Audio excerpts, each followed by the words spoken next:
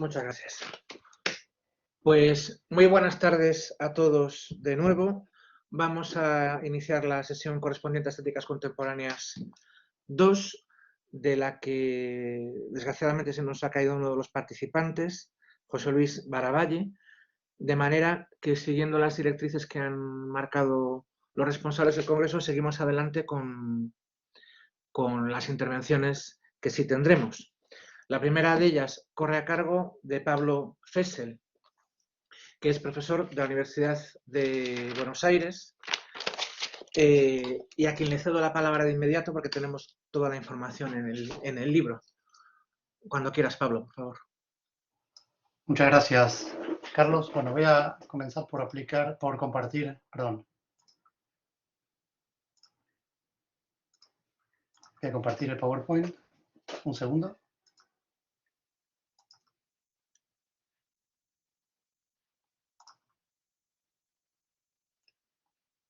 Se ve bien, ¿verdad? Sí, se ve perfecto. Bueno, comienzo entonces. La poética intertextual de Gandini no se limita a la apropiación de materiales no originales, sino que se extiende a los mismos procedimientos compositivos.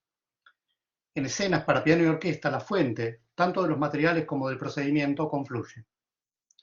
Gandini no solo reelabora materiales de distintas piezas para piano de Schumann, sino que reescribe también algunos de los principios formales que operan en sus ciclos, transpuestos al marco estético de la contemporaneidad. En un comentario para el programa de mano del estreno, Gandini escribió, cito, «La figura de Schumann, su música, sus mitos, sus distintas identidades, fueron durante todo 1984 una presencia obsesiva para mí, y pretendí exorcizarla a través de varias obras compuestas durante ese año. Eusebius para piano, Eusebius para orquesta, escenas para piano y orquesta, la que está estructurada a la manera de las series de piezas pianísticas de Schumann en números cortos de diferente carácter e intención poética. Todos los mitos schumannianos están presentes, los caracteres contrastantes y complementarios de Eusebius y Florestan, el canto elegíaco del pájaro profeta, las letras musicales del carnaval que acá comienzan a sonar, las 12 campanadas de la medianoche que tocan cuando habla el poeta». Fin de la cita. En efecto, Escenas dispone una sucesión de 14 números breves, con diferentes formas de citado, tanto de los títulos de algunas piezas como de sus materiales musicales. La constitución de cada una de las piezas, así como su disposición en la obra, ponen en juego un conjunto de principios constructivos basados, algunos de ellos, en conceptos de la teoría del arte de autores como Schlegel, Hoffmann o Jean Paul. La musicología reciente caracterizó estos principios como expresión de la estética del fragmento en la producción de Schumann. Estos principios incluyen la cita, la puesta en abismo, la mascarada, el doble, el intercalado, la alusión, la paráfrasis, el humor, la anulación o autoaniquilación, el arabesco, el witz y la ironía. El pájaro profeta está basado en la pieza homónima de las escenas del bosque de Schumann. La orquesta de cuerdas articula un clúster de armónicos que provee un marco sonoro que se extiende hasta el final de la pieza. Poco después entra el piano, con una melodía figurativa sin acompañamiento, ondulante e irregular, elaborada a partir del recorte de fragmentos motívicos, del entresacado de notas o de una sucesión de motivos de la pieza de Schumann. Las citas se multiplican en escenas como una puesta en abismo. A las remisiones intertextuales, como las de preámbulo y otras piezas, se suman remisiones intratextuales. Las esfinges aluden a la pieza homónima de Carnaval. Pero cuando esa misma alusión aparece en el contexto del pájaro profeta y habla el poeta, representa a la vez una cita de los números anteriores que aluden a las esfinges originales. Lo mismo ocurre con la reproducción de un fragmento literal del número 14 de las danzas de la Liga de David en habla el poeta, que alude simultáneamente a los anteriores Eusebius derivados de esa pieza. Las distintas identidades que adopta Schumann se presentan enmascaradas. El principio de la mascarada tiene en Gandini el sentido de una referencia, velada o equívoca, en el orden intertextual.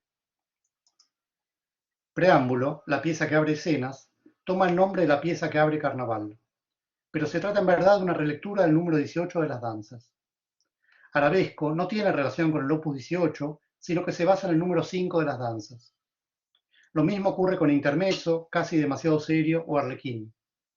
Florestan, por último, aluden a las piezas extrovertidas de Schumann, pero están representadas por el opus 11 de Schoenberg. De este modo, la mascarada escenifica el dispositivo. Un entramado de citas y referencias fragmenta la obra en tanto que totalidad, subjetivamente determinada, y la emplaza como un despliegue de máscaras multiplicadas.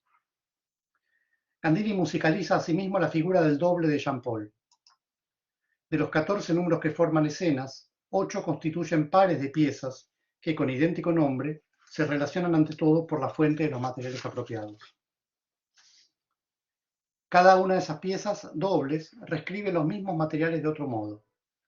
Ninguno de estos pares se presenta en forma consecutiva en escenas, sino de acuerdo con un principio de intercalado. La duplicación se manifiesta en otros aspectos también. 5 de las 6 piezas del opus 6 que Gandini reescribe están firmadas por Eusebius y una por Florestan. Gandini retoma esa duplicidad, pero la extrema y la desplaza al plano de los lenguajes. Los Florestan toman materiales de las 3 piezas para piano opus 11 de Schoenberg, como ya dije. Gandini los transforma mediante retrogradaciones y verticalizaciones y altera su contenido de altura o su condición dinámica, lo que afecta su identidad estructural. Mientras que los materiales apropiados pueden interpretarse todavía en otras piezas como citas, en Florestan se vuelven objeto de paráfrasis. Esa relectura de las piezas de Schoenberg en el marco de una obra emblemáticamente orientada a Schumann puede interpretarse de acuerdo con el concepto de humor, entendido como contraste de entidades inconmensurables. Schumann y Schoenberg se constituyen así como representantes de lo tonal y lo atonal, y por extensión de la tradición y la vanguardia. La orquesta de escenas está dividida en un grupo concertino, una orquesta de cámara y una orquesta de cuerdas, además de timbales y percusión. Esa división es consistente con la configuración formal de la obra. La sucesión de las piezas de escenas extiende el principio schumanniano de los contrastes motívicos y de carácter a los que se producen por la combinatoria de los conjuntos instrumentales. En efecto, los 14 números presentan 13 permutaciones instrumentales distintas. De este modo, el efecto de calidoscopio, que reordena la orquesta de un número a otro, sumado a los contrastes que se plantean por la índole de los materiales apropiados y su tratamiento en cada número, fragmentan la forma y hacen de la sucesión de estas miniaturas una regida de acuerdo con los conceptos de anulación o autoaniquilación con los que se refiere el propio Schumann a las piezas de carnaval o a mariposas.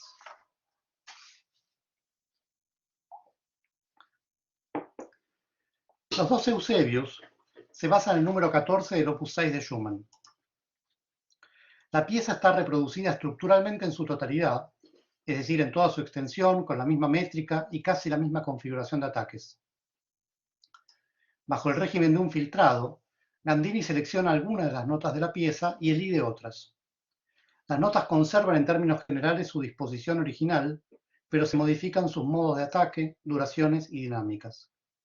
Resultan de esto sonoridades armónicas y configuraciones texturales ausentes en la pieza original de Schumann, que hacen de Eusebius una recomposición.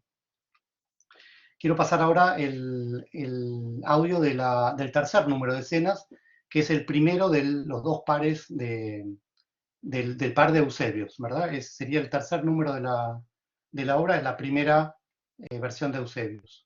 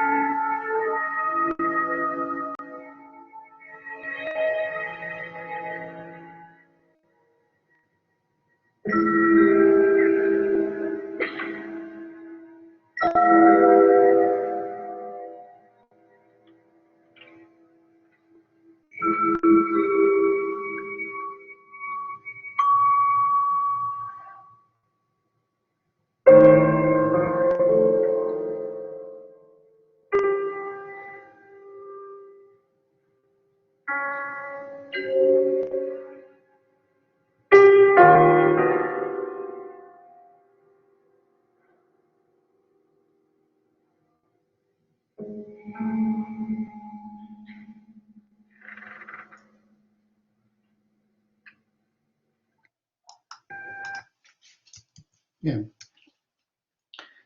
Es la pieza número 14 la que está citada en escenas y no sus materiales. La paráfrasis de la pieza de Schumann opera como cita en el plano de la macroforma de una obra, de la cual los sucesivos Eusebius se derivan como extractos. En efecto, los números 3 y 11 de escenas corresponden respectivamente a los dos primeros de los 4 nocturnos de Eusebius para piano. En Eusebius 3, el filtrado subraya relaciones cromáticas, mientras que en Eusebius 11 destaca intervalos de cuarta y quinta. Los dos nocturnos siguientes de Eusebius para piano continúan la progresión tonal de lo disonante a lo consonante. Hay un proceso tímbrico también, que se plantea en las dos piezas de escenas y que se desarrolla y clarifica en los 4 primeros nocturnos de Eusebius para orquesta. Lo decisivo en este marco es que la disposición de los números 3 y 11 de escenas suspende e interrumpe esa progresión tonal y tímbrica.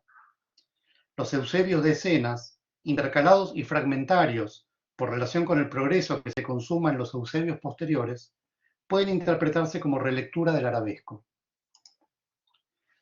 De los diversos sentidos que esta categoría asume en los escritos de Schlegel, hay 3 que confluyen. La idea de arabesco como equivalente moderno de la parábasis de la comedia ática, es decir, como momento de digresión y de ruptura, y el arabesco como estilo ornamental en el que la diferencia entre lo accesorio y lo constitutivo se desdibuja, y como estrategia narrativa caracterizada por la interrupción, que produce un espacio formalmente fragmentado. En efecto, y cito a Andrew Davis, el arabesco fractura deliberadamente una forma de otro modo perfecta, coherente, y da lugar a la introducción de una actitud distanciada, objetivada, abiertamente autocrítica, en la cual el autor de la obra, o incluso la obra misma, cuestiona la posibilidad misma de la existencia de la obra o de la posibilidad de su propio futuro. Los 7 números que calan entre Eusebius 3 y Eusebius 11 interrumpen el proceso que articula las diferentes relecturas del número 14 como digresión. La teleología que rige la sucesión de una a otra pieza se contrapone a la lógica del caleidoscopio de las que se intercalan entre estas en una interacción en la que no es inmediatamente patente qué representa lo constitutivo y qué lo incidental.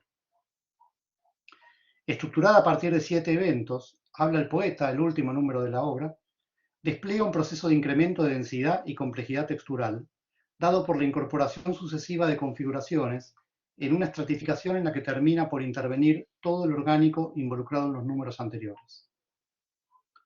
El proceso pone en juego materiales musicales disímiles, tanto en su naturaleza formal y procedencia como en su condición estética. El proceso incremental no se limita al orden de la textura o la densidad instrumental o intertextual. La apoteosis de la pieza se produce, en última instancia, por una intensificación del procedimiento compositivo. Muchas de las categorías introducidas para caracterizar la estética del fragmento en diferentes aspectos o segmentos de la obra entera se pueden identificar igualmente en el número final. Estos elementos conforman Habla el poeta como un complejo montaje cuya naturaleza alegórica no es distinta de aquella con la que Daverio caracteriza los ciclos de Schumann. La conjunción de estos elementos puede ser interpretada, en esa línea, como expresión del Witz, entendido como el discernimiento de similitudes remotas. La operatoria del Witz se manifiesta en la pieza en 2 planos. La confluencia entre los diferentes principios que dan forma al concepto de fragmento, tal como se manifiesta en Schumann, y a los que escenas de alguna manera cita, es decir, reescribe, traduce, transpone, extrema, y por otro lado la similitud genética, podría decirse, que encuentra Gandini entre fragmentación, collage y aleatoriedad. El título de la obra alude a las escenas delicadas de carnaval, a las escenas infantiles y a las escenas del bosque de Schumann. Pero las escenas en Gandini no representan ya tópicos de la belleza natural o de la historia del arte, sino que forman parte de una biblioteca musical o, como lo formuló el propio compositor, de un museo sonoro imaginario. Ni los paisajes del romanticismo temprano ni su lenguaje pueden ser evocados desde el modernismo, sino de acuerdo con el régimen de la ironía. Las apropiaciones de Gandini son consistentes con su sistema de composición irónica. No es casual la centralidad de la música de Schumann en este sistema, en la medida que es con Schlegel con quien la ironía se extiende de su antigua condición como tropo retórico a la de una expresión de la autorreflexión característica de la modernidad.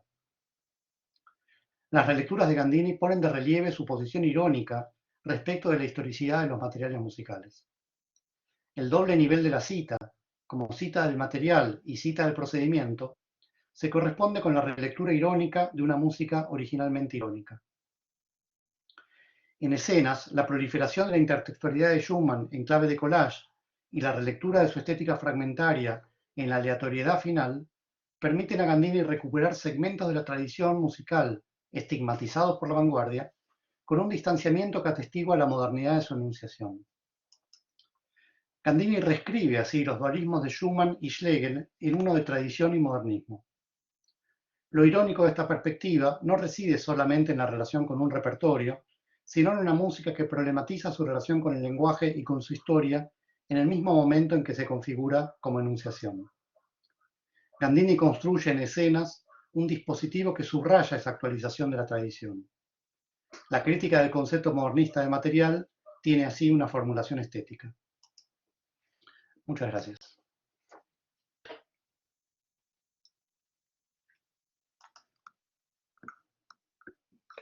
Muchísimas gracias, Pablo, por esta intervención tan enormemente interesante y con tantos puntos atractivos para, espero, el debate. Aparte de por revelar una pieza que se ofrece enormemente sugestiva. Muchas gracias y enhorabuena por la presentación. Gracias, Carlos, por tus comentarios. Estoy con una dificultad para dejar de compartir pantalla. Un segundo.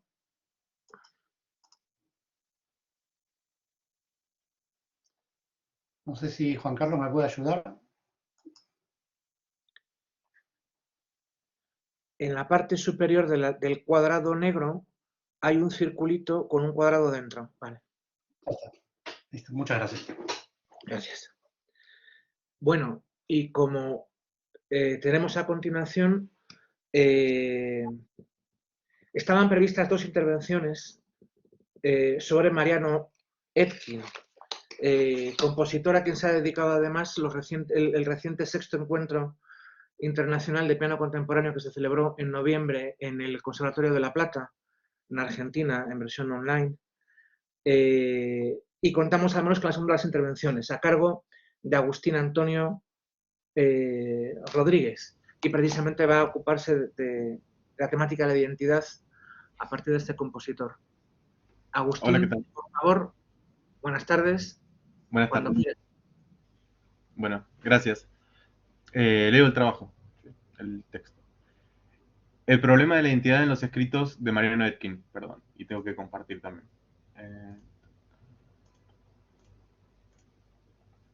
¿Se ve, verdad? Sí, se ve ahora. Sí. Sí, gracias. Bien. El compositor argentino Mariano Etkin fue una de las figuras más relevantes de la escena musical latinoamericana de la segunda mitad del siglo XX y principios del XXI. Participó como becario del Centro Latinoamericano de Altos Estudios Musicales del Instituto de Itela durante los años 1965 y 66 y cursó estudios de composición con Guillermo Gretzer, Gerardo Gandini, Luciano Berio y Gottfried Kenning. Su obra fue premiada en numerosas ocasiones y es ejecutada con frecuencia en festivales locales e internacionales. Además de una producción musical de gran relevancia para la historia de la música argentina, Mariano Etkin dejó una considerable cantidad de textos y entrevistas que, desde la perspectiva de su práctica como compositor, dan cuenta de una visión de época, o mejor dicho, de distintas visiones de época. Tal vez el aspecto en el que mejor se evidencia en el paso del tiempo y las transformaciones en el pensamiento de Etkin es en el abordaje que éste hiciera al problema de la identidad. En este trabajo, pretendemos identificar, a través del análisis de lo postulado en sus escritos, cómo concibió Etkin al concepto de identidad y cuáles fueron los rasgos identitarios nacionales y latinoamericanos que destacó a lo largo de los años. Música latinoamericana e identidad. El paso como becario por el CLAEM le permitió a Etkin no solo la recepción de las más modernas técnicas de composición centroeuropeas, sino también el encuentro e intercambio con otros compositores latinoamericanos. Paso las citas y si a alguien le interesa tal vez las puede ver después si suben el video. Esta doble puesta al día propició en Etkin entre otros, la necesidad de iniciar la búsqueda de una identidad. Cito. Y aunque el propósito primordial del centro era modernizar, civilizar a los compositores latinoamericanos siguiendo los modelos de desarrollo emanados de los países centrales, en muchos casos la incorporación de técnicas experimentales o alejadas del marco tonal en el que en mayor o menor medida se había desenvuelto el nacionalismo realista de la primera mitad del siglo XX, creó un campo propicio para intentar otras vías de búsqueda en la búsqueda de una identidad. Fin de cita. Dicha búsqueda consistió principalmente en la identificación o la postulación de una serie de rasgos comunes a toda la región. Siguiendo un orden cronológico, en el primero de sus artículos publicados, Reflexiones sobre la música de vanguardia en América Latina, el autor da cuenta de la conquista y la colonización cultural como dos rasgos compartidos por todo el territorio. Cito.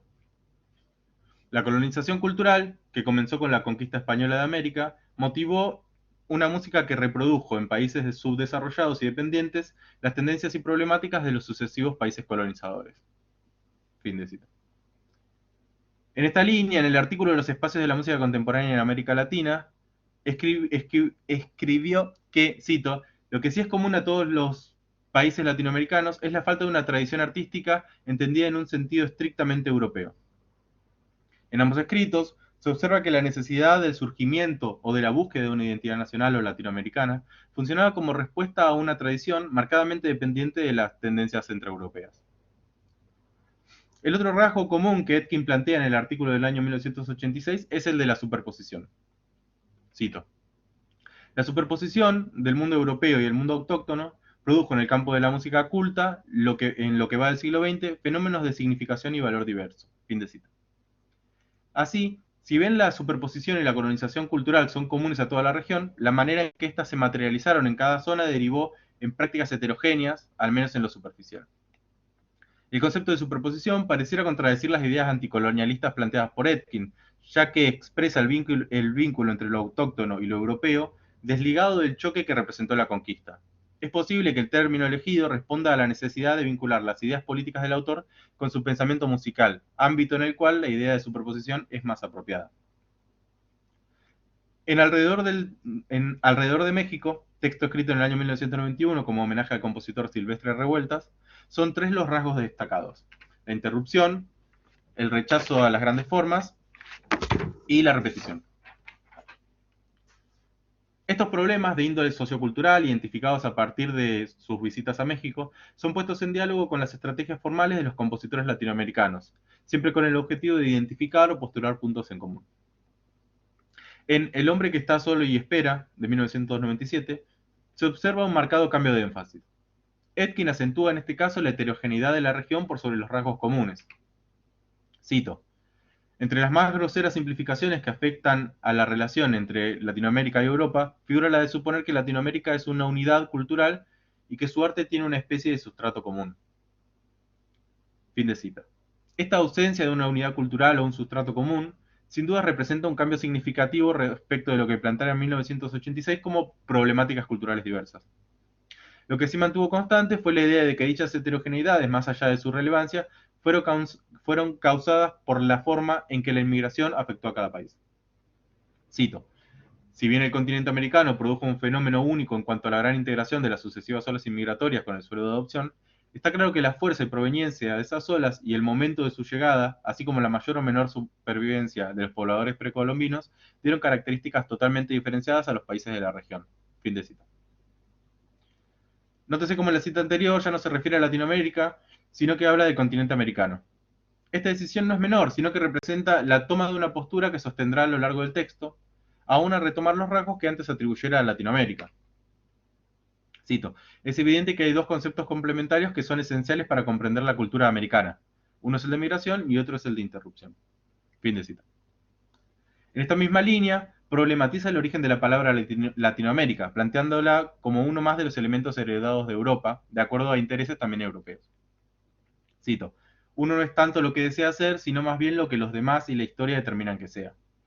Esto es especialmente válido en la así llamada Latinoamérica, donde hasta la misma palabra Latinoamérica fue inventada por un servidor de Napoleón para legitimar la influencia y el poder francés en la región a la par de España y Portugal. Fin de cita. Finalmente, en el año 2014, Etkin publica Identidades, en el marco del libro Sonidos y Hombres Libres, recopilación de trabajos centrada en la producción de Graciela Parasque Baiz y Coriú Aronia. Este texto está dividido en dos apartados. El primero, titulado América Latina no existe, desarrolla lo planteado años antes respecto del origen de la denominación de América Latina. Retoma lo postulado en 1997 sobre la interrupción y la migración como rasgos americanos.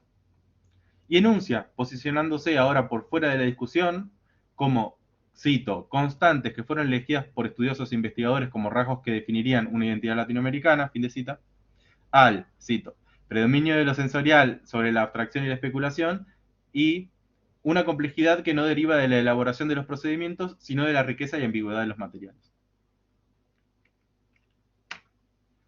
Identidad de música nacional. Los postulados de Etkin sobre la identidad latinoamericana estuvieron acompañados a su vez por la pregunta sobre la identidad musical argentina. De esta manera, y en concordancia con la idea de que América Latina comparte como rasgos comunes la conquista de la colonización cultural, en 1972 sostuvo que, cito, la vida musical argentina en sus múltiples actividades, pedagogía, creación, difusión, siempre fue europeizante. Los programas de los conservatorios fueron hechos siguiendo el modelo que venía de París, cuando ya en París estaban desactualizados. Fin de cita. En esta línea interpretó a los dos movimientos de mayor relevancia en la escena local como meras copias de las tendencias europeas. Los nacionalistas que, cito, tomaron, se apropiaron, sería mejor decir, el folclore de una manera turística, injertándolo en formas europeas, fin de cita, y la corriente universalista que, según Etkin, cito, no hizo más que seguir los lineamientos del atonalismo y el dodecafonismo centroeuropeos que giraban alrededor de las figuras de Arnold Schoenberg, Alban Berg y Anton Weber, fin de cita. Estos son retomados en 1986 vinculados a la manera en que, cito, la superposición del mundo europeo y el mundo autóctono se dio en Argentina. Dicha superposición generó un dualismo esencial, de acuerdo con el cual tanto los elementos locales como los importados estaban presentes en la música de los compositores nacionales, más allá de la postura que adoptaran. Así los compositores nacionalistas, cito, haciendo fe de su identificación con una América integral, incorporaron melodías y ritmos provenientes de culturas indígenas, negras o mestizas, y las combinaron con afinación, armonías, instrumentación, formas y géneros de procedencia europea. Fin de cita. Según Etkin, la presencia de lo europeo en estos compositores no solo fue formal, ya que los nacionalismos y sus procedimientos compositivos provenían del viejo continente.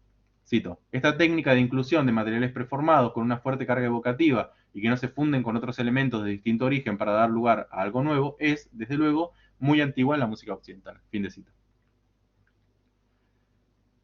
De igual manera, los compositores universalistas, cito, pese a rechazar cualquier injerencia de elementos sospechosos de pertenecer a la América indígena popular, no pudieron impedir en muchos de sus mejores representantes un indiscreto filtrarse del estigma del sello latinoamericano. Fin de cita. En el año 1997, Etkin reafirmó esta aparente contradicción al sostener que, cito, los nacionalistas eran mucho más europeos de lo que ellos creían, mientras que los universalistas aparecen como bastante más argentinos, es decir, originales respecto a Europa de lo que ellos hubieran deseado. Fin de cita. En este punto, el autor ya no piensa la tradición nacional como la simple reproducción de las tendencias europeas, sino que identifica en esta recepción los rasgos posibles de una identidad propia. Y cito, migración, interrupción, sincretismo. Podríamos arriesgar una analogía diciendo que en alguna de la mejor música argentina, lo que puede ser diferente de la música centroeuropea es la manera en que los materiales se trasladan, se interrumpen y se mezclan. En estos materiales, el compositor parece escuchar más lo acústico que lo histórico, la materia que el símbolo. No porque lo histórico no exista o porque pretenda negárselo, sino porque la historia social, política y acústica del compositor argentino abarca muchas historias, en una suerte de implícito politeísmo en el que no resulta fácil descubrir proveniencias. Fin de cita. Años más tarde, en el artículo Cita y ornamentación en la música de Gerardo Gandini, el autor puso nombre propio a los compositores insinuados en la cita anterior, al sostener que, cito, tanto Cavia como Gandini abordan el pasado musical desde una posición privilegiada, la de ser profundos conocedores de la tradición, con la posibilidad de mantener con respecto a ella un cierto distanciamiento. Fin de cita. Además de preguntarse por los rasgos identitarios nacionales y latinoamericanos, Etkin abordó de manera implícita al principio y explícita en sus últimos escritos el problema de la identidad como concepto. En sus primeros escritos, el autor plantea una visión programática de la identidad. cito, la identidad nacional y o latinoamericana a nivel musical surgirá en la medida que los compositores cultos tomen conciencia de su incomunicación con los receptores potenciales a causa, entre otros complejos motivos, de la reproducción en un país subdesarrollado de las corrientes estéticas de países desarrollados. Fin de cita. Esta vacancia de una identidad propia, derivada de lo que el autor considera una recepción pasiva de la tradición centroeuropea, y ese surgir en la medida que, fueron replanteados en 1986 al sostener, como ya fue mencionado, que Claem, cito, creó un campo propicio para intentar otras vías en la búsqueda de una identidad. Fin de cita. De esta forma, el surgimiento o la búsqueda de una identidad funcionaban para Etkin como la respuesta a la tradición hegemónica centroeuropea y sus derivados locales. La identidad es entendida como un acto deliberado de diferenciación. Perdón, tomo agua. A partir del texto, alrededor del tiempo, se observa un cambio significativo en relación a esta postura. Etkin comienza a restarle relevancia a la relación entre el lugar de proveniencia y las características de la música. Me he vuelto escéptico respecto de los intentos de querer asociar explícitamente la música que se compone con las naciones, culturas o continentes. Fin de cita. Y consecuentemente, deja entender que ya no considera la identidad como un problema relevante al momento de componer una obra. Ambas posturas son retomadas en el artículo Identidades. La idea de la búsqueda de una identidad es finalmente definida como, cito, un intento por fijar el tiempo, establecer un principio. Nosotros somos diferentes a partir de este momento. También podría ser la delimitación del espacio. Todos los que estamos y estuvieron en esta geografía nos parecemos, o combinar ambas situaciones. En todo caso, es la búsqueda de una autonomía que tiene límites en tiempo y espacio. A lo que contrapone una cita de Borges, y cito a Etkin citando a Borges. No debemos concretarnos a lo argentino para ser argentinos, porque o ser argentino es una fatalidad, y en ese caso lo seremos de cualquier modo, o ser argentino será una mera afectación, una máscara. Cita que posiblemente haya orientado su pensamiento al respecto del problema de la identidad, al menos desde el año 1991. Por último, conclusiones. Resulta evidente que las posturas y el compromiso que Etkin manifestó en relación al concepto de identidad presentaron cambios significativos a lo largo de los años. Dichos cambios inevitablemente están ligados a las transformaciones históricas, sociales y culturales que atravesó el autor a lo largo de las más de 4 décadas que abarcan los textos aquí trabajados.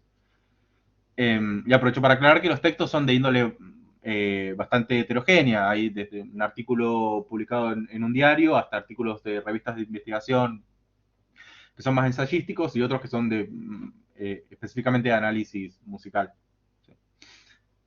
Continúo. El concepto de Latinoamérica fue progresivamente abandonado, en parte por la desconfianza que le generó su origen francés, en parte por lo problemático que le resultó simplificar en una palabra a una región tan extensa colmada de diversidad. Dicha denominación, sin embargo, es reemplazada por la de América, término de origen no menos europeo que abarca un territorio aún más extenso y heterogéneo. A pesar de esto, nunca dejó de mencionar los rasgos que creía comunes a Latinoamérica. Estos funcionaron para el autor como un nexo entre su mirada social e histórica de América Latina y sus preocupaciones compositivas, ya que son términos que en mayor o menor medida pueden habitar ambos registros.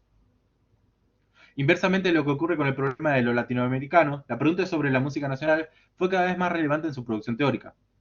La disputa entre nacionalismo y universalismo fue retomada a lo largo de los años con distintos niveles de profundidad. Estas tendencias pasan de ser entendidas como la mera reproducción de las escuelas europeas de moda a ejemplificar lo que para Etkin es una característica central de la música nacional, el uso desprejuiciado de las inevitables influencias europeas propias de la colonización y las sucesivas olas inmigratorias.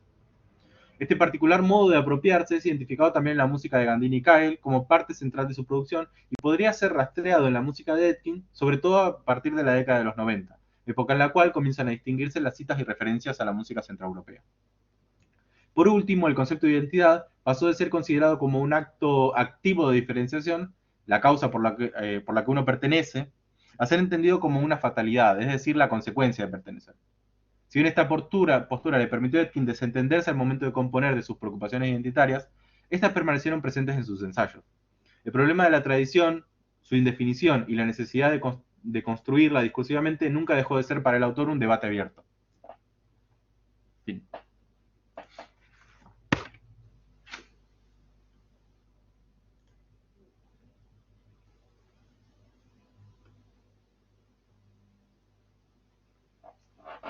Muchas gracias, Agustín. No, gracias a ustedes por escuchar.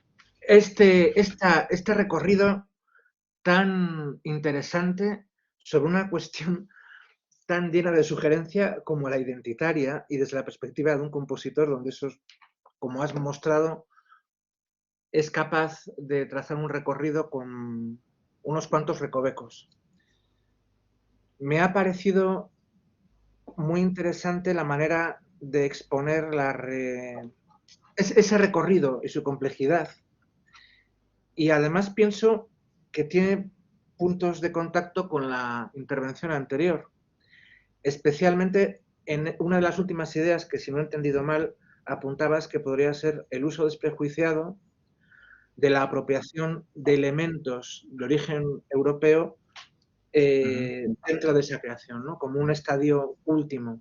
Es ese justamente el planteamiento que nos encontrábamos en la primera de las intervenciones de esta sesión.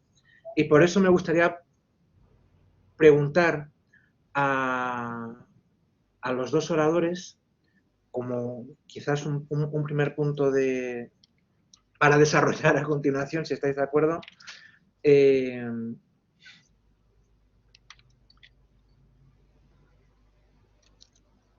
qué manera se puede integrar, a vuestro juicio y desde la perspectiva que habéis mostrado en vuestras intervenciones, esa noción identitaria en relación con el pasado, que al final es el referente que está de fondo, ¿no? Porque parece que de alguna manera, más o menos enfática, estaría tamizado por un sentido que no se puede emancipar de lo irónico. Me pareció especialmente evidente en los ejemplos mostrados de la obra de Gandini. Pero quizás también sea irónico el resultado de esa polémica entre lo nacional y universal que comentaba después Agustín. No sé, me gustaría, si os parece bien, ahondar en esta dirección. Y desde luego estaré pendiente de las manos levantadas que haya. No sé si Pablo querés comentar vos primero o... No, yo pienso en cierto sentido, leo en una línea similar lo que planteaba Pablo en el sentido de que vemos de distintas maneras cómo los compositores están construyendo su tradición, están creando el marco en el cual esperan que su obra sea, o por lo menos así lo interpreto yo, esperan que su obra sea interpretada. Etkin pasa de una militancia latinoamericanista, digamos, a plantear su producción más tardía en el marco de los trabajos de Gandini y de Kagel, que para mí es, por lo menos yo llego a esa conclusión y me resulta extraño a lo que leí previamente de Etkin y a mis estudios anteriores, porque solía plantearse como cierta oposición entre la música de Gandini como más cercana al trabajo formal y la música de Etkin más cercana al pensamiento más del material sonoro. Y como que el problema de la cita, el problema de la tradición, Etkin estaba muy pegado a sus discursos, a sus planteos de la década de los 80, por lo menos así se lo solía leer. Entonces, yo el interés que encontré es eso, cómo él se abrió discursivamente camino, y es algo que me parece interesante para después rastrear en las obras, que en algunas ya están las citas, ya fueron encontradas, y hay otras citas que también hay que plantear en algún trabajo posterior. Muchas gracias. Pablo. Yo creo, Carlos, que el problema habría que verlo también en un marco menos idealista, digamos, menos abstracto, y pensar también qué funciones tuvo la pregunta por la identidad en diferentes momentos históricos. Creo que la polémica contra la identidad, o la polémica que al menos en Argentina tiene como referencia esta famosa conferencia de Borges, ¿no? Que dice que la tradición argentina es la tradición universal, ¿no? Como que había una especie de cosmopolitismo general, constitutivo, que hace que, bueno, cualquier tradición pueda ser susceptible de ser apropiada y volverse parte de la tradición argentina. Gandini escribe claramente esa posición, ¿no? Si le preocupa el tema de la identidad, digamos, sería desde ese lugar, ¿no? Del derecho a despreocuparse por la identidad, digámoslo en esa forma, ¿no? O sea, asumir cualquier tradición, a apropiarse de lo que le vengan ganas. Pero creo que hay también ahí una disidencia respecto de un estadio anterior o de una posición anterior donde, que es el que está representado por el nacionalismo, donde lo nacional, lo particular, viene a satisfacer una demanda internacional, o sea, una demanda igualmente cosmopolita respecto de que los compositores de la periferia podían integrarse a este canon universal en la medida en que aportaran algo del orden de lo pintoresco, ¿no? Para ponerlo en una categoría general, o sea, algo del orden de lo característico, de lo idiosincrático, ¿no? Entonces, en este rechazo de la identidad, en compositores como Gandini, hay un rechazo de esa acomodación, hay un rechazo de esa obligación de insertarse en la escena internacional desde ese lugar, ¿no? Hay como una especie de idea de decir, bueno, nos podemos insertar en plano de igualdad, ¿no? Digamos, en un plano donde no es tan relevante de dónde venimos, quiénes somos, sino lo que hacemos, cómo es nuestra música, qué particularidades tiene. Creo que en el caso de Etkin es distinto, porque ya no está Etkin no está planteándose el problema de la identidad desde esa inserción en una escena, desde esa inserción más táctica, digamos. Me parece que ahí sí hay una pregunta genuina, por un poco en la línea de lo que plantea Agustín, ¿no? De crear una tradición y crear un marco de recepción para su propia música, ¿no? Creo que esa sería la operación, me parece, en ese caso. En ambos, pero en el caso de Gandini lo resuelve desde una posición cosmopolita y Etkin lo resuelve al comienzo, después hay matices, como lo muestra el trabajo de Agustín, una posición más latinoamericanista, que también es polémica en relación al nacionalismo de comienzo de siglo y también al panamericanismo que proponía la Alianza para el Progreso y al que adscribió Ginastera, ¿no? O sea, hay varias polémicas implícitas, me parece, ahí en ese posicionamiento latinoamericanista. Y quizás no sea una trampa caer precisamente en ese debate entre lo nacional y lo universal, sobre todo a la luz de algunos de los conceptos que han salido aquí, como el de superposición, que a mí me recuerda al de supervivencia, al de Nachleben, de Avi Warburg, al concepto de huella, a la estratificación de las capas de significado, con las que se especula mucho en el mundo de la semiótica musical, pero que son apasionantes, ¿no? Y que quizás nos llaman la atención acerca del hecho de que lo relevante, al final, no son tanto ese tipo de debates dicotómicos, cuanto los procesos que se describen transversalmente a ellos. Y entonces, desde ese punto de vista, el analista se libera del sesgo teórico de esos conceptos principales y el creador también, además, redimensiona sus planteamientos. En un prisma de ese tipo, que lateraliza los debates anteriores,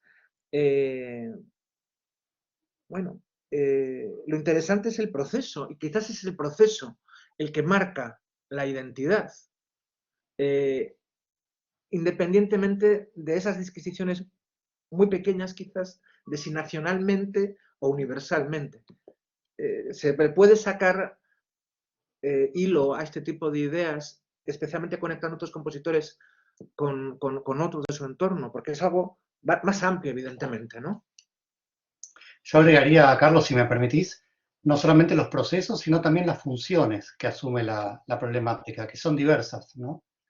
Creo que no hay que perder de vista, por otro lado, que tanto el nacionalismo, con todo su mundo de ideas asociados, como el universalismo son distintas formas del cosmopolitismo, ¿no? O sea, ninguna de ellas tiene un origen en una especie de alteridad real, ¿no?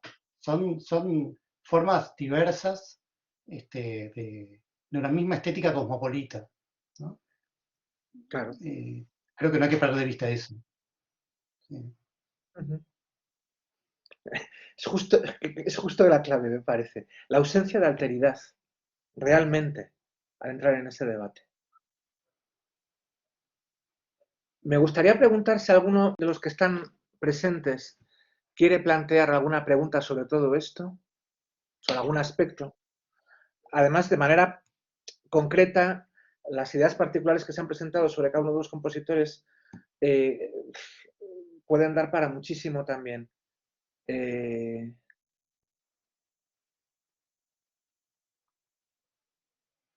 Yo, si me permitís, Carlos, siempre que no haya, por supuesto, otras intervenciones que son bienvenidas, ¿no? Me quedé pensando en una observación del trabajo de Agustín, porque ambos tocamos un poco lateralmente el problema de la tradición, ¿no? Cómo dialoga la modernidad con la tradición. En Gandini es claro que hay una voluntad de recuperar la tradición, recuperar incluso segmentos antes estigmatizados de la tradición, como podían ser la música del romanticismo, ¿no? Estigmatizados por la vanguardia, obviamente. Pero esa tradición aparece actualizada, ¿no? Hay una voluntad de recuperar elementos de contemporaneidad en el pasado, por decirlo así, ¿no? Digamos, hay siempre una operación de relectura.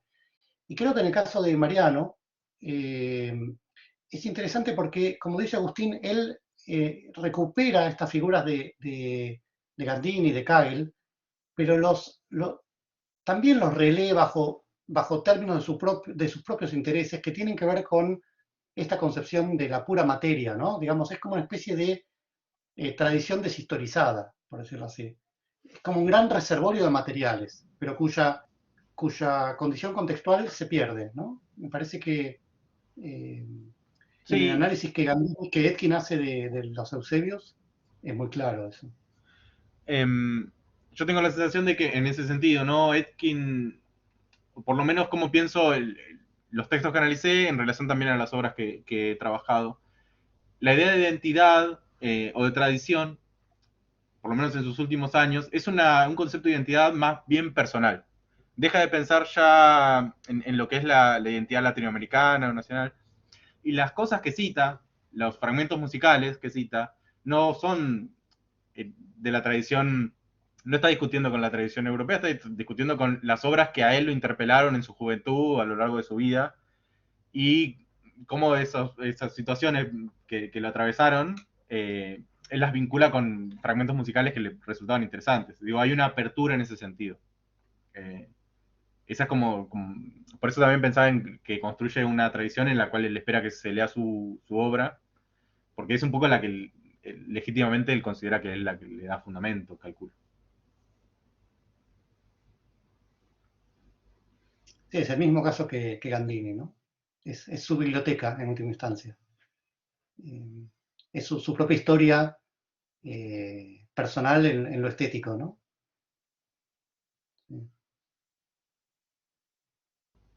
Sí, tal vez, yo por ahí no sé tanto de Gandini, pero digo, me da la sensación de que la diferencia es que Etkin se abrió camino a través de sus propios planteos latinoamericanistas para darse lugar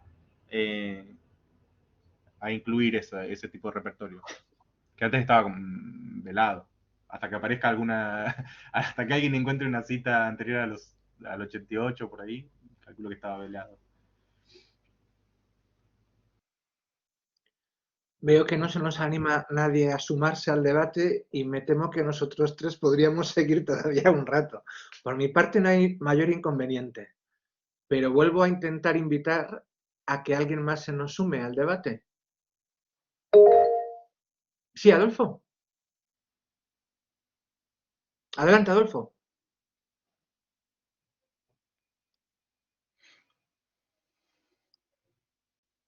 Adelante, Adolfo. No te escuchamos, tienes que activar el micrófono. A ver.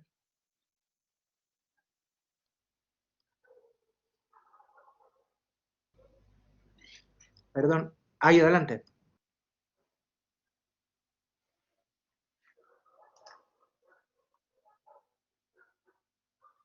A ver si nos puede echar una mano Juan Carlos, porque no conseguimos escuchar a Adolfo. Tiene que activar el micrófono, que parece que lo tiene activado, pero Igual depende de permisos del ordenador. No, no hay problema. Él puede. El permiso es únicamente para poner una presentación y compartirla, pero él puede hablar sin ningún problema. Quizás sea porque no se ha conectado a través de Google Chrome. Eso es posible.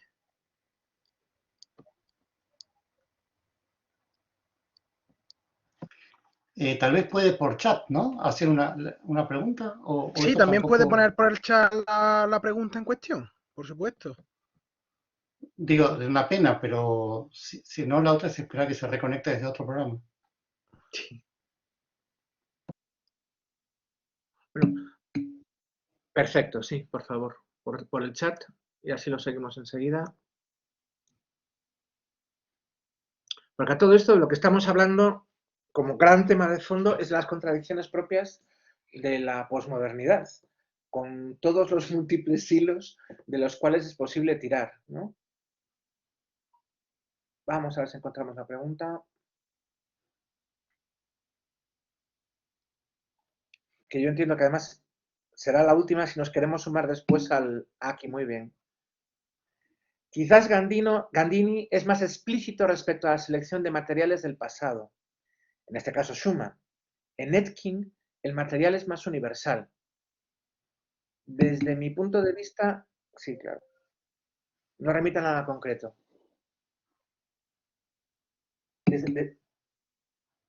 ¿Lo ven así los oradores? Que la diferencia estaría en el mayor grado de concreción de Gandini respecto a Etkin. O pregunto yo, o Yo, quizás no tiene tanto yo que ver entiendo con que, los materiales. yo entiendo que lo que planteaba Agustín es que hacia el fin de la producción de Etkin hay referencias cada vez más concretas, más específicas, ¿no? A segmentos de la tradición. Sí, Eh, tal vez no se apegan a un compositor en particular, eh, pero sí, sin ninguna duda, a una temática. Por ejemplo, en el caso de Lágrimas, del todo el ciclo, en general, en particular en su última obra, la pieza orquestal, eh, hay referencias a una serie de obras de la tradición, digamos, centroeuropea, que de alguna u otra manera tocan el concepto de la lágrima. ¿Sí? Está para escribirlo en algún otro trabajo, pero desde alguna indicación escénica en una pieza que dice que un personaje llora, hasta el texto de una pieza con cantante y coro y orquesta, digo, donde el texto está hablando de lo líquido y del agua. Digo, por ahí tal vez las citas no son a un compositor tan... no se centran tanto en algún compositor, pero sí tal vez en un concepto o algo que le resultara interesante. De todas maneras, están veladas y no se trata la pieza en sí de la cita, sino que aparece medio desdibujada.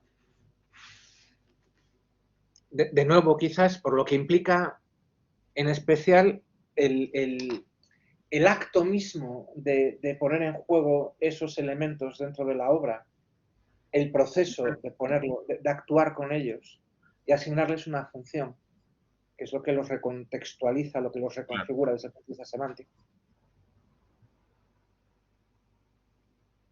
Sí. Sin duda. En fin, ¿hay una mano levantada más? ¿De nuevo, Adolfo? No, Hola, ahí. no sé si se me escucha. ¿Se escucha? Sí, perfectamente, gracias. Oh, no puedo creer que es perfecto, está en la calle, estoy en la calle justo. Eh, bueno, me quedé pensando en lo que dijo Pablo, que lamentablemente no me pude conectar a tiempo para escuchar su trabajo, pero espero poder leerlo en algún lado. Con respecto a las funciones históricas o las distintas funciones que ha tenido la pregunta de la identidad históricamente.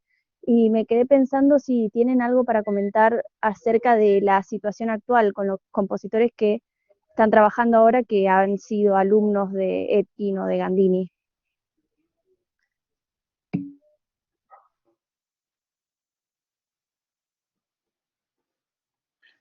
Yo me quedo pensando, ¿no? No tengo claro si sigue siendo un problema tan tan articulante, ¿no? Digamos, si en una generación más joven de compositores. Me da la sensación de que tal vez, por lo menos en Argentina, ¿no? Hay un problema más acuciante que tiene que ver con la discusión estética.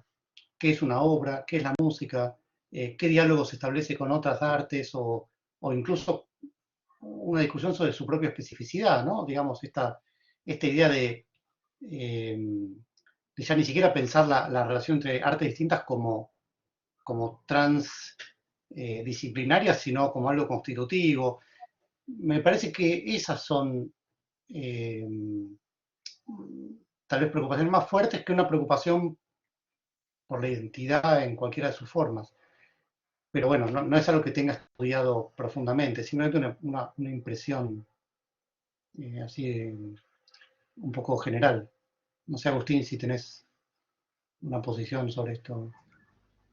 No querría arriesgarme en ese sentido, pero tal vez de conocer a Carlos Mastropietro y María Cecilia Villanueva, que fueron alumnos de Etkin, son compositores muy relevantes. No tienen publicaciones en esa línea y no lo manifiestan en lo cotidiano como una preocupación que los atraviese, como algo que se estén preguntando constantemente. Que, como yo decía al final del texto, para Etkin siempre fue un debate abierto, más allá de que tuviera una posición al final en sus últimos años que le resultaba práctica para no estar al momento de componer preguntándose sobre su identidad o sobre qué era la identidad, era un debate que lo seguía atravesando.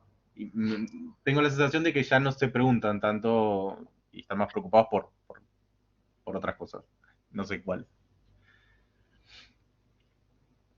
Vemos que el debate es muy interesante y que puede tener continuidad y seguramente lo tenga, espero que pueda ser en vuestras investigaciones y que las podamos leer, porque será un placer, como ha sido un placer, escucharos, Pablo Fessel y Agustín Rodríguez. Muchas gracias por vuestras intervenciones.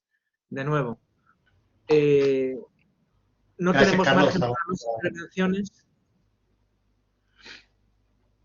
De manera No, decía que... gracias por la moderación.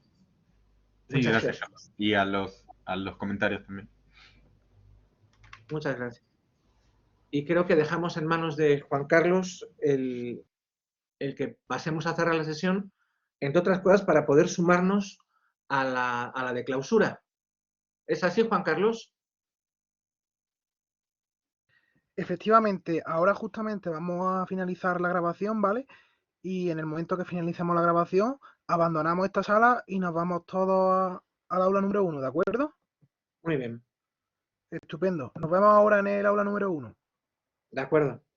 Hasta ahora. Muchas gracias.